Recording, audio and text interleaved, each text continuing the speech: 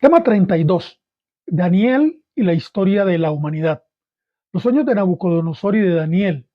Visiones, sueños y realidades. El libro de Daniel es conocido como el Apocalipsis del Antiguo Testamento.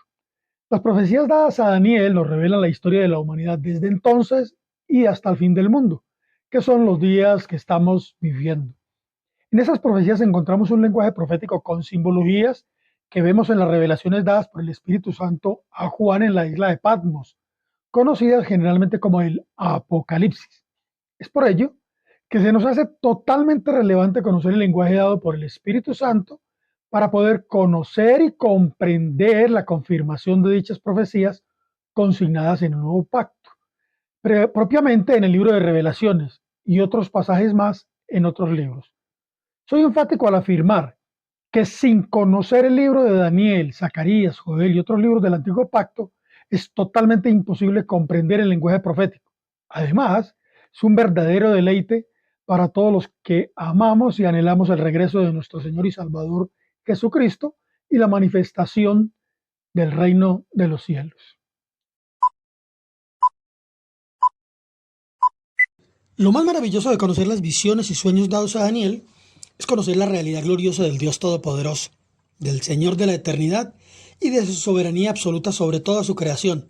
Así fortalecemos nuestra fe y nuestra esperanza de que todo lo que el Señor determinó se ha cumplido hasta ahora y que por lo tanto todo lo demás también se cumplirá. Dios cuenta lo por venir desde el principio, como lo hemos visto en Isaías 46, 9 y 10.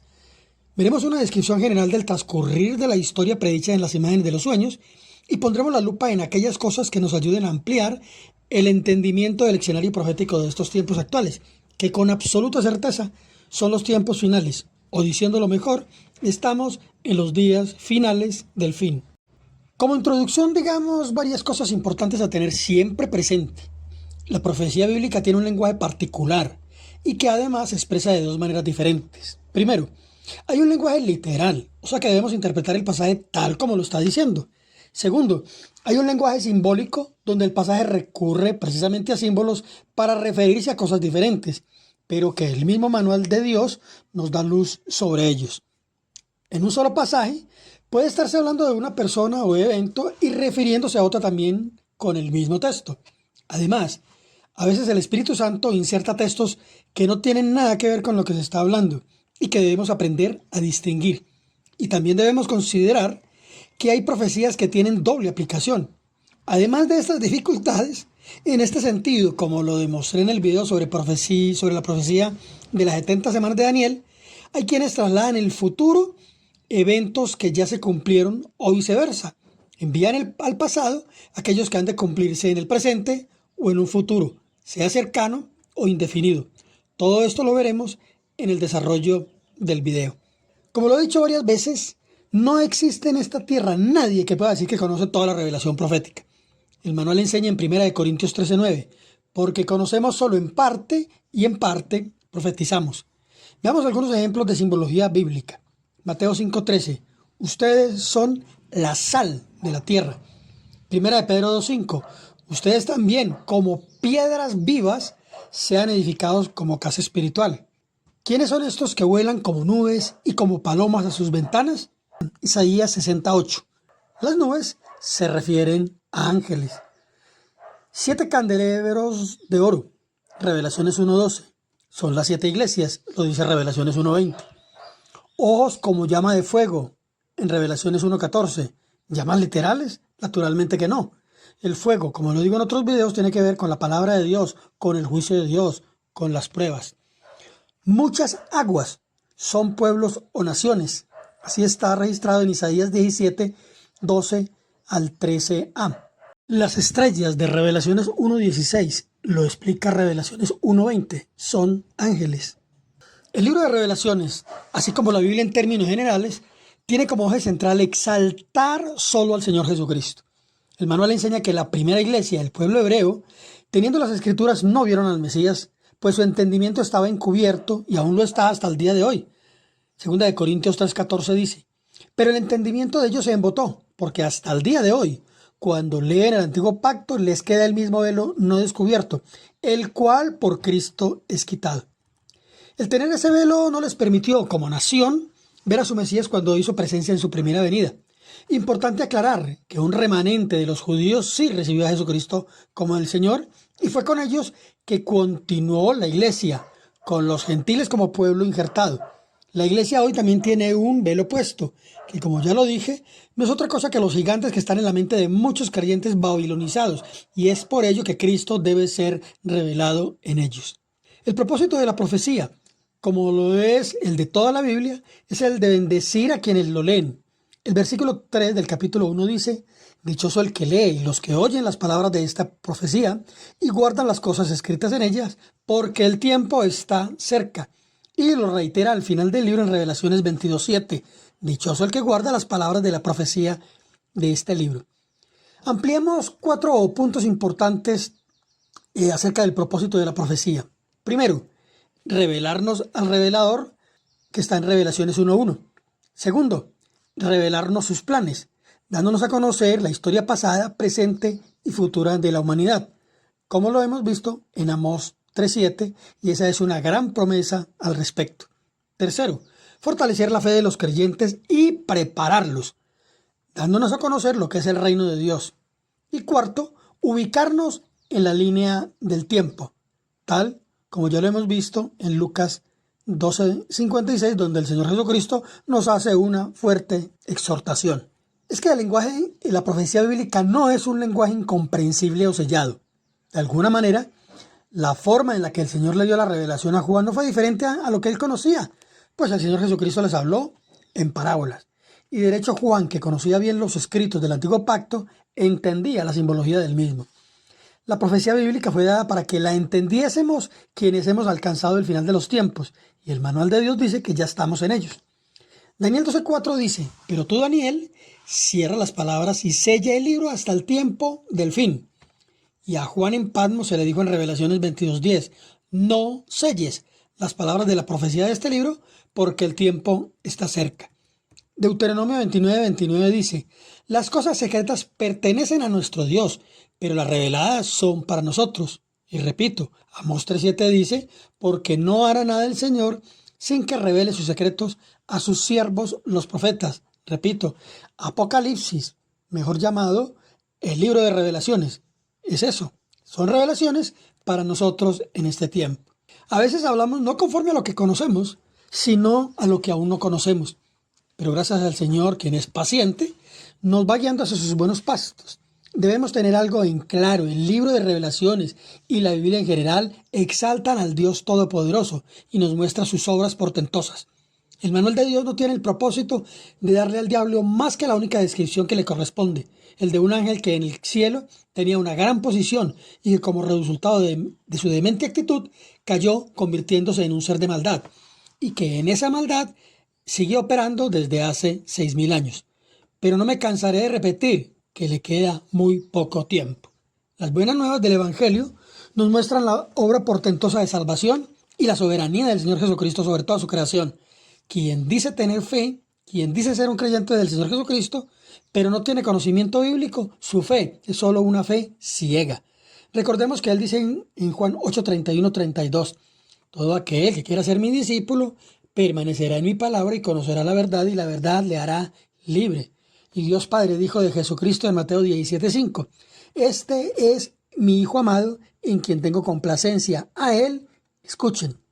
Es claro, diciéndolo de nuevo, que el manual nos dice en 2 Corintios 2:11 que no debemos ignorar las maquinaciones del diablo. Y también nos dice que no debemos participar en las obras infructuosas de las tinieblas, sino que debemos reprenderlas, como consta en Efesios 5:11. Esta es una labor que he venido desarrollando en parte a través de estos videos, que gracias a Dios me ha permitido publicar. Así que entremos en materia. Daniel y la historia de la humanidad. En el 586 a.C., a causa de la constante rebeldía y apostasía del pueblo de Israel, estos perdieron su soberanía como nación, cayendo en las manos del rey Nabucodonosor de Babilonia, quien destruyó Jerusalén y llevó cautivos a la mayoría de ellos. Dios visita en sueños al rey de Babilonia, quien a través de él muestra la historia del mundo desde entonces hasta el final de los tiempos. Así que el libro de Daniel comienza precisamente con ese relato histórico. Vamos a ver Daniel 2 del 1 al 49, pero lo haremos por partes. Dice, en el segundo año del reinado de Nabucodonosor, tuvo Nabucodonosor sueños y se perturbó su espíritu y se le fue el sueño. Hizo llamar el rey a magos, astrólogos, encantadores y caldeos para que le explicasen sus sueños. El rey les dijo, he tenido un sueño y mi espíritu se ha turbado por saber el sueño. Entonces hablaron los caldeos al rey en lengua aramea. Rey, para siempre vive. Di el sueño a tus siervos y te mostraremos la interpretación. Respondió el rey a los caldeos, el asunto lo olvidé. Si no me muestran el sueño y su interpretación, serán hechos pedazos y sus casas serán convertidas en muladares. Y si me muestran el sueño y su interpretación, recibirán de mí dones y favores y gran honra. Díganme pues el sueño y su interpretación. Respondieron por segunda vez y dijeron, diga el rey el sueño a sus siervos y le mostraremos la interpretación. El rey les dijo, yo conozco ciertamente que ustedes ponen dilaciones, porque ven que el sueño se me ha ido. Si no me muestran el sueño, una sola sentencia hay para ustedes. Ciertamente preparan respuesta mentirosa y perversa que decir delante de mí, entre tanto que pasa el tiempo. Nabucodonosor recibe de parte de Dios un sueño impresionante, pero no puede recordarlo. Yo estoy totalmente convencido que fue Dios mismo quien, de acuerdo a sus propósitos, le ha impedido al rey recordar el sueño. El rey Nabucodonosor manda llamar a todos los sabios, adivinos, magos de su reino para que le digan no solo el sueño, sino también su interpretación. Obviamente los caldeos quedan estupefactos ante tal solicitud, pues no ha existido ningún gobernante que haya hecho tan impensable exigencia. Más adelante, Daniel le dice tal verdad al rey, para además exaltar a Dios, quien no solo le dio el sueño, sino que es el único que podría dar la interpretación. Esto lo vemos en los versículos 27 al 28. El misterio que el rey demanda, ni sabios, ni astrólogos, ni magos, ni adivinos lo pueden revelar al rey. Pero hay un Dios en los cielos, el cual revela los misterios, y él ha hecho saber al rey Nabucodonosor lo que ha de acontecer en los postreros días. Llama la atención que Dios le da una revelación tan portentosa a un rey pagano, a un rey que ha atacado al que era el pueblo escogido por Dios para manifestarse al mundo. Estoy seguro que muchos en aquel tiempo, así como hoy, dirán que Nabucodonosor era un antisemita. Recordemos que fue Dios mismo quien entregó a los hebreos en manos de Babilonia. Ante la imposibilidad de los convocados de poder complacer al rey para que le dijesen cuál era su sueño y mucho menos su interpretación, el rey los manda a matar a todos, y eso incluía a Daniel y a sus compañeros. Entonces Daniel le dice al capitán de la guardia del rey, versículos 15 al 16, ¿cuál es la causa de que este edicto se publique de parte del rey tan apresuradamente? Entonces Arioc hizo saber a Daniel lo que había, y Daniel entró y pidió al rey que le diese tiempo y que él mostraría la interpretación al rey. Daniel le hace una atrevida afirmación al rey Nabucodonosor, quien era en ese momento el gobernante del gran imperio dominante del mundo conocido, de que él le mostraría la interpretación del sueño.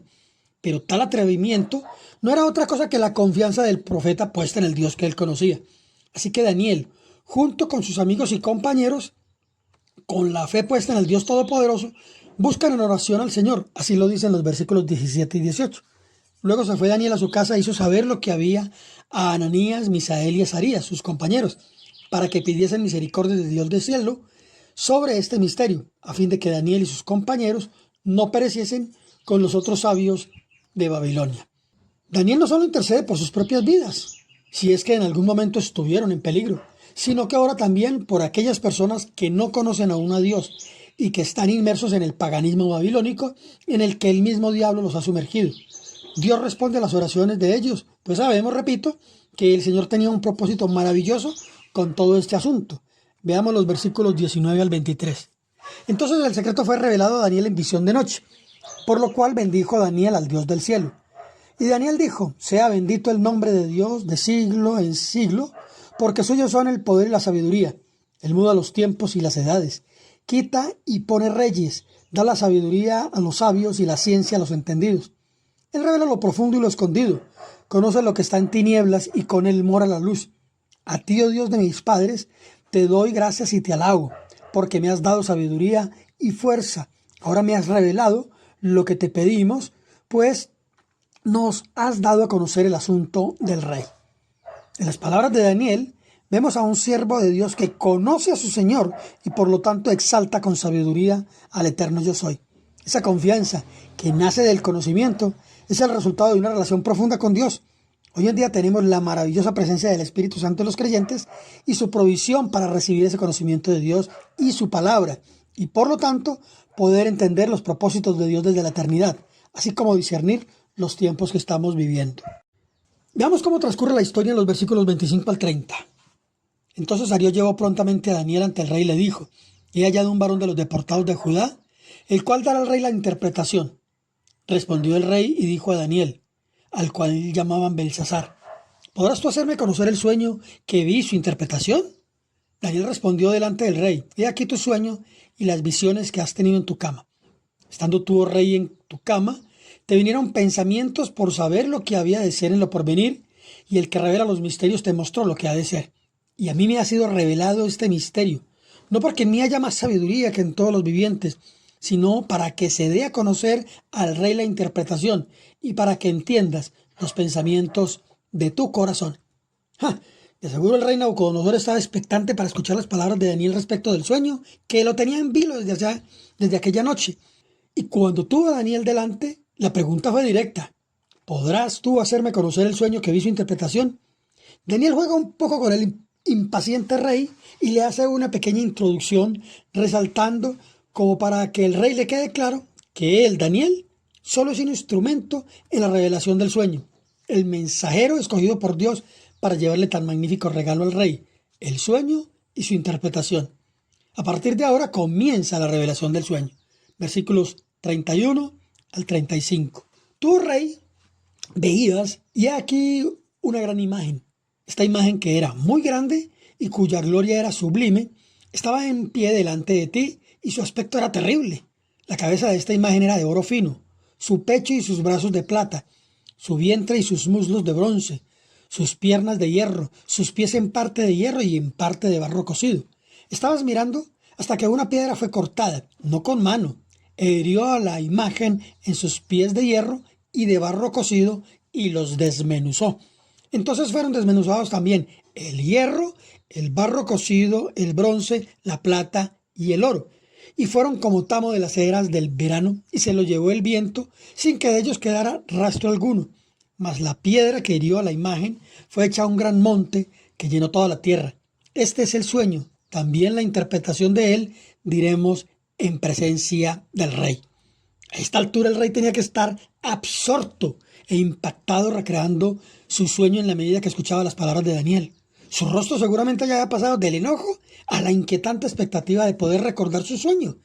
Y ahora seguramente sus ojos resplandecían. Pero ahora venía lo mejor, la interpretación del sueño, que si bien era majestuosa, había un detalle que al rey en su arrogancia imperial le parecía intolerable. Veamos entonces la interpretación en los versículos 36 al 45. Tú, oh rey, eres rey de reyes, porque el Dios del cielo te ha dado reino, poder, fuerza y majestad. Y donde quiera que habitan hijos de hombres, bestias del campo y aves del cielo, Él los ha entregado en tu mano y te ha dado el dominio sobre todo. Tú eres aquella cabeza de oro. Y después de ti se levantará otro reino inferior al tuyo, y luego un tercer reino de bronce, el cual dominará sobre toda la tierra. Y el cuarto reino será fuerte como hierro, y como el hierro desmenuza y rompe todas las cosas, desmenuzará y quebrantará todo. Y lo que viste de los pies y los dedos, en parte de barro cocido y alfarero y en parte de hierro, será un reino dividido, mas habrá en él algo de la fuerza del hierro, así como viste hierro mezclado con barro cocido. Y por ser los dedos de los pies en parte de hierro y en parte de barro cocido, el reino será en parte fuerte y en parte frágil. Así como viste el hierro mezclado con barro, se mezclarán por medio de alianzas humanas, pero no se unirán el uno con el otro, como el hierro no se mezcla con el barro. Y en los días de estos reyes el Dios del cielo levantará un reino que no será jamás destruido, ni será el reino dejado a otro pueblo.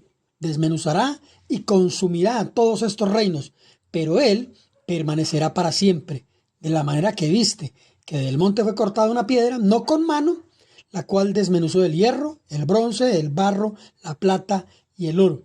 El gran Dios ha mostrado al rey lo que ha de acontecer en lo porvenir. Seguramente junto con el rey habría muchas más personas, consejeros, otras autoridades del reino y quizás también muchos de los que el rey haya mandado matar. Con toda seguridad, todos estaban atónitos escuchando a Daniel, quien hablaba con propiedad y gran autoridad. El rey estaría totalmente conmocionado y conmovido y reaccionó en consecuencia. Veamos los versículos 46-49. Entonces el rey Nabucodonosor se postró sobre su rostro y se humilló ante Daniel y mandó que le ofreciesen presentes e incienso. El rey le dijo a Daniel: ciertamente el Dios de ustedes es Dios de dioses y Señor de los reyes y el que revela los misterios, pues pudiste revelar este misterio. Entonces el rey engrandeció a Daniel y le dio muchos honores y grandes dones y le hizo gobernador de toda la provincia de Babilonia y jefe supremo de todos los sabios de Babilonia. Y Daniel solicitó al rey y obtuvo que pusiera sobre los negocios de la provincia de Babilonia a Sadrach, Mesach y Abed-nego, y Daniel estaba en la corte del rey. Ahora también el rey Nabucodonosor exalta al Señor, y conforme a los planes de Dios, el rey coloca a Daniel y sus compañeros en puestos de preeminencia en toda Babilonia. La imagen del sueño de Nabucodonosor nos muestra claramente el devenir de los imperios después de Babilonia, y desde allí podemos nosotros hoy hacer un análisis muy importante de las características de esos imperios, los cuales podemos aplicar sin duda alguna a los imperios modernos, lo que veremos en un próximo video. Repasemos entonces la simbología de la imagen. La cabeza de oro es Babilonia, después vendría el imperio medo-persa, en la cabeza de Darío y Ciro, un imperio que era la alianza de dos naciones. Por ello, están representados en los dos brazos de la imagen y en la plata como metal. Después viene Grecia, como el cobre como su representación, con Alejandro Magno como el gran rey, y después llegaría Roma en su primera fase imperial tipificada en las piernas y con el hierro como metal, y una segunda fase de esta Roma tipificada en los pies de barro mezclados con el hierro. Antes de dar algunos detalles sobre la interpretación, veamos cómo el Espíritu confirma esta secuencia a través de otro sueño, pero esta vez dado a Daniel y con simbolismos diferentes, para ampliar la visión y entender mejor la profecía. Veamos Daniel 7, del 1 al 9. En el primer año de Belsasar, rey de Babilonia, tuvo Daniel un sueño y visiones de su cabeza mientras estaba en su lecho. Luego escribió el sueño y relató lo principal del asunto.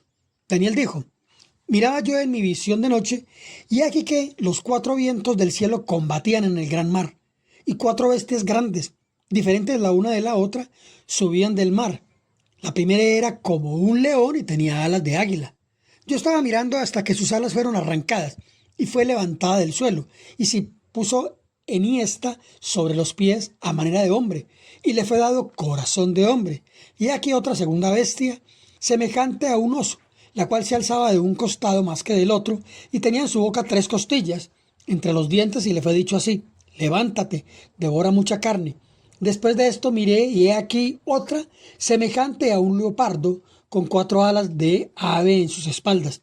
Tenía también esta bestia 4 cabezas, y le fue dado dominio. Después de esto miraba yo en las visiones de la noche, y he aquí la 4ª bestia, espantosa y terrible, y en gran manera fuerte, la cual tenía unos dientes grandes de hierro, devoraba y desmenuzaba, y las obras hollaba con sus pies. Y era muy diferente de todas las bestias que vi antes de ella, y tenía 10 cuernos.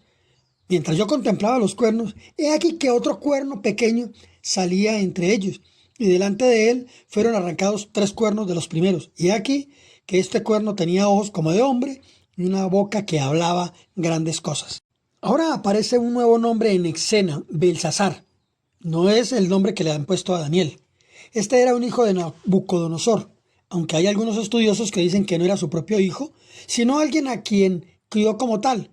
Sea cual fuese la realidad, lo importante es que era quien ostentaba el título del rey de Babilonia. ¿Y qué pasó con Nabucodonosor? Eso tan impactante lo encontraremos en otro capítulo del libro de Daniel, y sobre ello hablaremos en un próximo video también. Las 4 bestias corresponden exactamente a la descripción de los imperios de la imagen del sueño de Nabucodonosor. Veamos Daniel 7:17. Estas 4 grandes bestias son 4 reyes que se levantarán en la tierra. El Espíritu Santo nos da una pista importante de interpretación, la cual nos servirá de guía ineludible para el entendimiento del lenguaje en el libro de Revelaciones. Hay una primera fase de la visión dada a Nabucodonosor, representada por las partes del cuerpo y de los metales de la imagen. Una segunda fase de la visión, que es un paralelismo de la primera, pero esta vez representada en bestias.